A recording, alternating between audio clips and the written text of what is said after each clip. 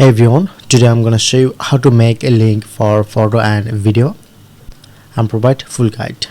Simply just open our web browser, like I'm open my Google Chrome browser. Follow this option, press on and open your Google Drive. Press on to new. Press on to new folder. I'm just create photo and video.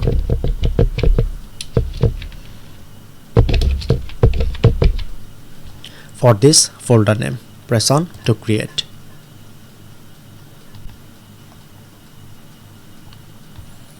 I'm recently create this folder. Press on to open.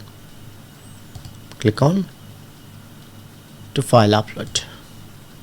Select any photo or video. Press on to open.